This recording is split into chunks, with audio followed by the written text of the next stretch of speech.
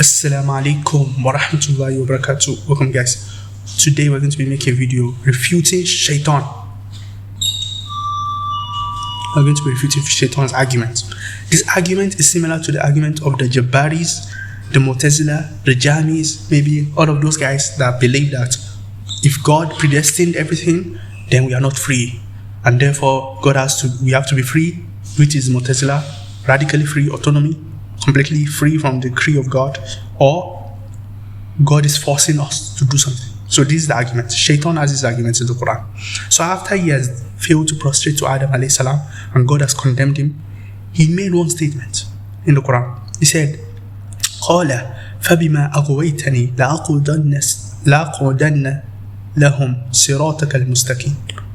He is saying that God, for misleading me, for leading me astray, for letting me to go astray. He's kind of blaming God for this. He's saying that God led him astray.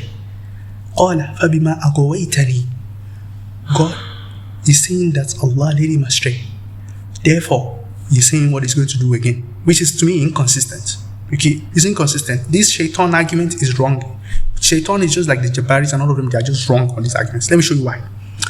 If God really misled him, let's just assume, if God really misled him, why does he assume that his objection, God is not also, that is not also part of the decree, or that is not also part of what God is controlling? So if God controlled him to be misled, why is he assuming that his objection itself is not controlled by God?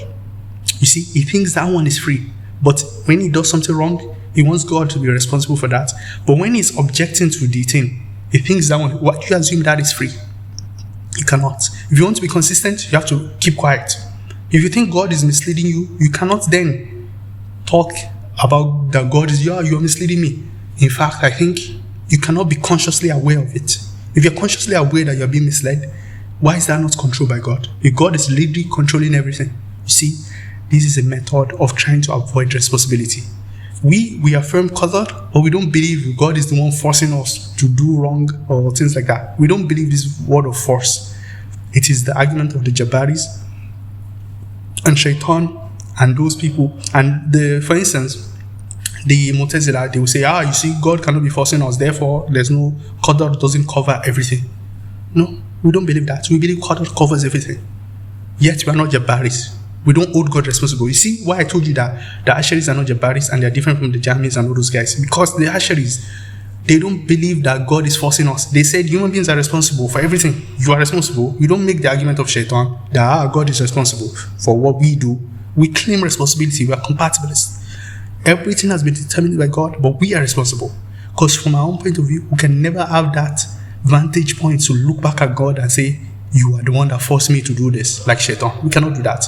We are believers when we submit to the will of God. But we know we are voluntarily doing the wrong that we do and the good that we do. We are voluntarily doing it. We cannot ascribe them to God. We are responsible, not God. So Shaitan's argument is wrong because he's saying that God misled him, but he's also making that objection. How does he think that he's free to do that objection to God? And afterwards, he's even saying what he wants to do that would mislead all of them. Why is God not controlling that? Why is it only when you were arrogant and you didn't prostrate, that's when God controlled you? What about the other part? You see the falsity of such arguments? We don't say that. We believe God has predestined everything, but we are free.